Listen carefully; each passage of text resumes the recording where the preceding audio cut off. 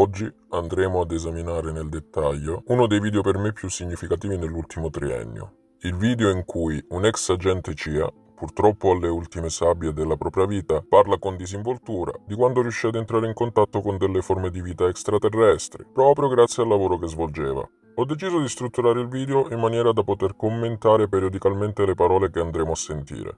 Voglio fare una premessa.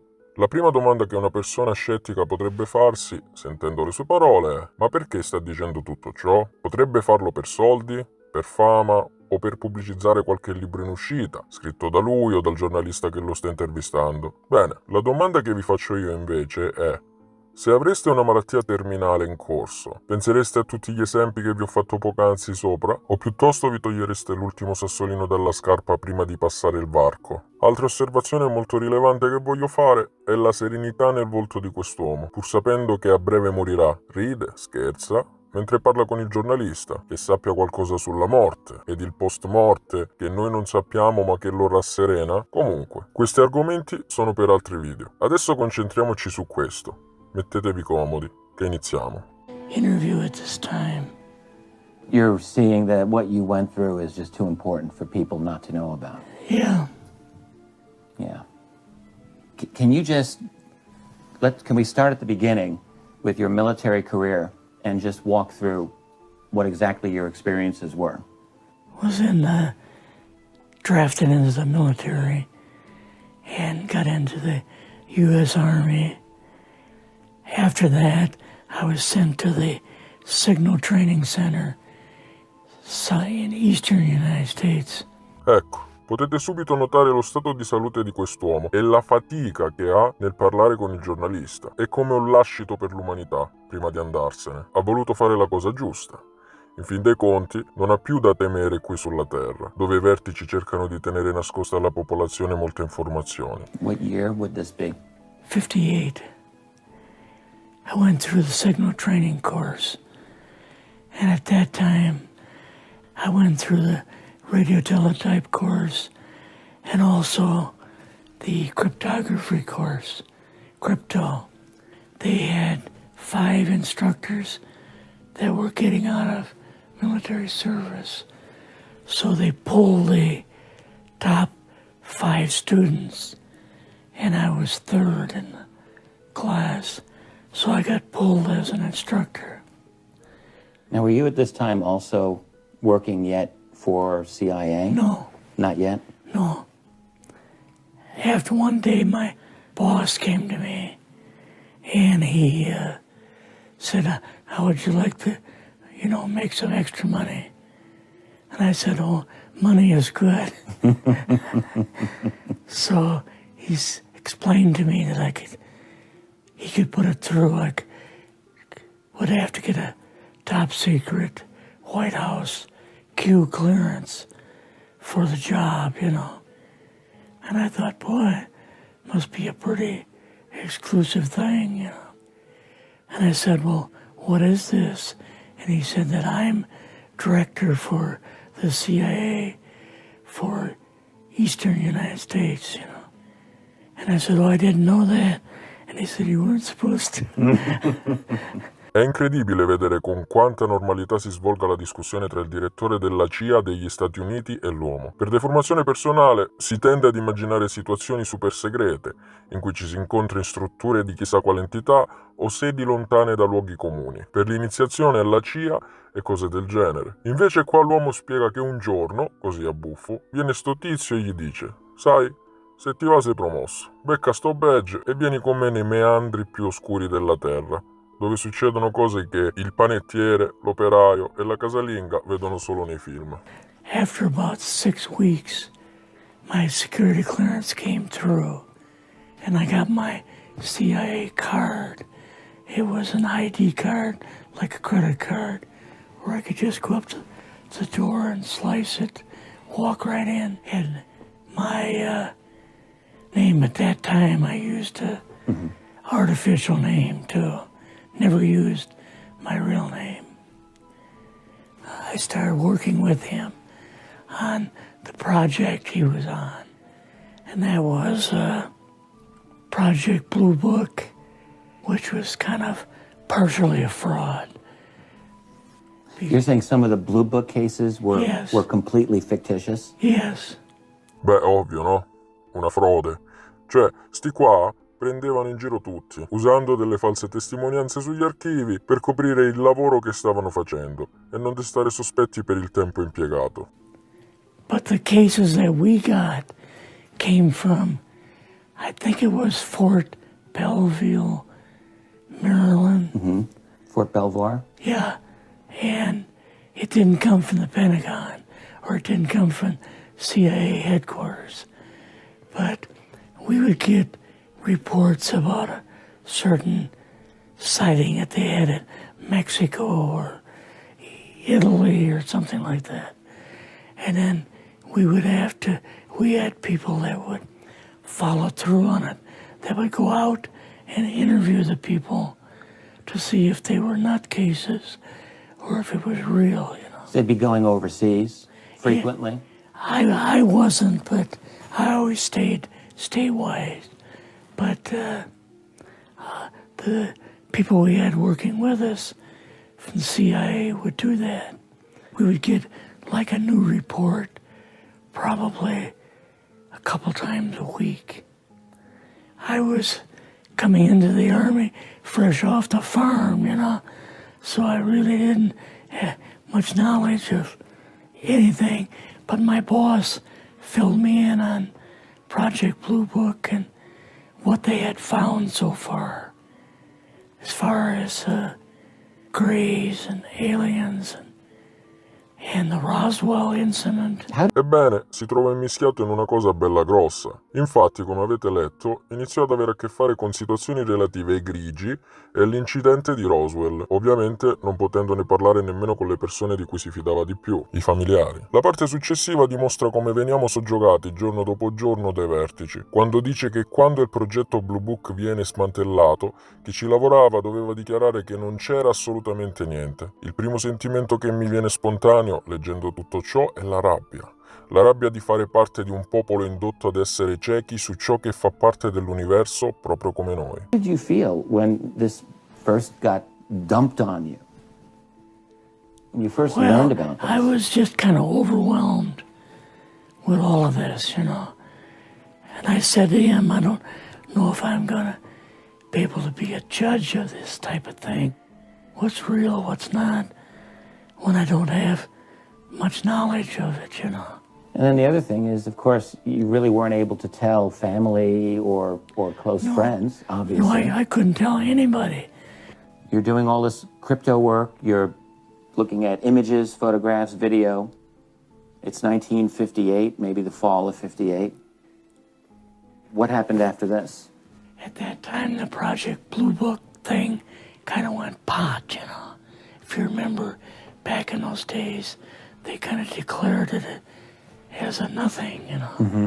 Right. And they were telling the world all UFOs are misidentifications, hoaxes, balloons. Psychological issues, whatever. Yes. Yeah. So my boss came to me and he says, we've both got a new assignment. And he says, oh, I said, where are we going? Oh, he says, we're going to the Capitol. We're going to be part of the Eisenhower push. He's trying to find out something about, all about these aliens that MJ-12 was supposed to find out, but never sent back reports to him. The MJ-12, the UFO control group, were they calling it MJ-12 at that time? Yes. They called us in, went into the Oval Office, and President Eisenhower was there and Nixon, and they said, we called the people in from MJ-12 from Area 51 and S4, but they told us that the government had no jurisdiction over what they were doing. So he said, I want you and your boss to fly out there. I want you to give him a personal message. And he says, I want you to tell them, whoever is in charge, tell them that to get in, they have this week, coming week, to get into Washington and to report to me. And if they don't, I'm going to get the 1st Army from Colorado, and we're going to go over, we're going to take the base over. I don't care what kind of classified material you got. We're going to rip this thing apart. Qui andiamo sul pesante. Ci rendiamo conto che il governo, almeno fino a quel momento, non aveva nessuna autorità su ciò che stava accadendo. Quindi questo, senza tanti giri di parole, ci fa capire che ci sta gente sopra il governo, gente che lavora appropriatamente in quel campo, non tenendo conto di chi sta ai vertici per noi plebaglia. È come se avessimo una barriera sopra la nostra barriera primaria. Ora, tempo fa seguì un'intervista fatta all'ex presidente Obama, dove dichiarava di aver chiesto informazioni riguardanti forme di vita extraterrestri. Quando gli fu chiesto cosa aveva compreso, lui rispose con un bel "non posso dirlo". Complottisti. Noi siamo complottisti. Mi viene da ridere. È come se ci volessero prendere in giro e subito dopo ci chiedessero anche di credere per forza ciò che ci stanno inculcando. Comunque, ad una certa, al Pentagono sono girate le scatole e si sono giocati la carta del famoso "o gioco anch'io o rovino il gioco per tutti". Eisenhower was going to invade Yes, Area 51. Yeah, with the 1st Army. So you go out with your superior. Yes. You fly out. You land. What happens? Can you describe this whole process? What you saw? They took us the 13 or 15 miles south to S4, and like different garage door openings. Okay. And in these garage door openings, they had like different saucer crafts. The very first one had So you see the Roswell craft, and what are some of the others that you see? well, the Roswell craft was really strange because it looked like real heavy aluminum foil. Could they tell what the source of power was of this craft? Yeah, it was like a reverse gravitational thing of some kind. Materiale simile ad alluminio con un peso intorno ai 140 kg. Calcolando che il peso medio di un uomo adulto è di 70-80 kg, stiamo parlando di qualcosa che riesce a viaggiare nello spazio con un peso inferiore ad un aereo di linea terrestre, ma con delle potenzialità assurde. Capiamo di che tipo di tecnologia stiamo parlando.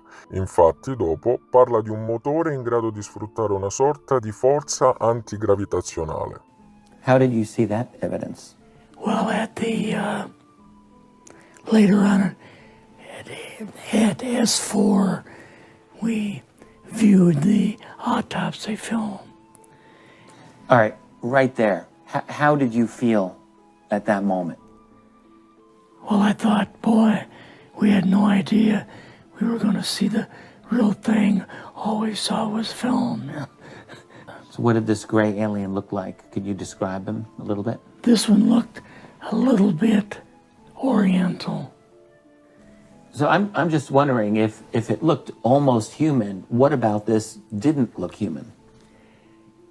No, it didn't look human as far as the skin tone and basically the shape of it and the size. How was its head size compared with a normal human, for example? Brain was kind of a little bit bigger. Mm-hmm. And some of the nose was very, very small. And the ears were just like holes. Mouth was very small. So he did not know at this point No. if there was an alien at S4? No. Did you go directly to Washington after this? Yes. Or did you go somewhere else? How did they get, did you fly regular airline or? We flew back to the commuter plane back to the air base, and then took President Eisenhower's Lockheed Electra back to Washington. You and your supervisor, Yeah. superior officer, and now you're meeting with the president? Yes. Can you describe this? Well, we met with him in, the second story of the old OSS warehouse building. And Eisenhower and Nixon were there, and also Hoover was there. So he asked us what was going on, black projects and so on, and he was just totally shocked. He appeared for the first time to be worried, you know, like he was worried. I would think that Eisenhower would, I mean, he certainly knew that flying saucers were real. Yes. He knew that there were aliens. So I guess I'm just wondering, what would he have been, really surprised about? Surprised about the black programs. Eisenhower said, got to keep this thing completely secret. You know, can't talk about this. Your actual name is, the name you grew up with, that was a different name than what you had in the... I never used it in the CIA at all. Now, what about today? You're going on the public record, and this is still sensitive information, even though earlier you talked about, security oaths that maybe expire after a certain period of time. 50 years.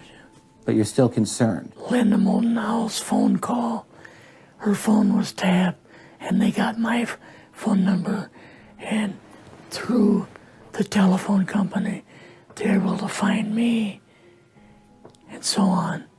When they found you, what happened? I was going to a grocery store.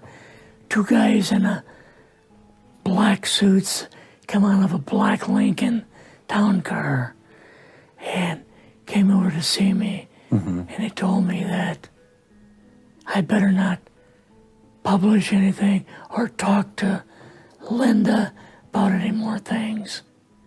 So at that time, I did, I stopped. That was enough to intimidate you. Yes. Rather remain anonymous. Never show my face on anything. Really, thank you for doing this. Yes. Bene, io personalmente la prima volta che vidi questa intervista rimasi senza parole ma con 1000 domande. Tra queste echeggiava una domanda permanente e predominante. Perché? Per quale motivo tutti questi segreti e soprattutto per quale motivo chi indaga deve essere preso per pazzo o per complottista? Per questo video è tutto. Stavolta ci siamo andati abbastanza pesanti. Questo documento su internet gira da un po', ma a parer mio documenti di questa portata informativa devono essere veramente presi in considerazione. Se ancora non lo avete fatto, aprite gli occhi.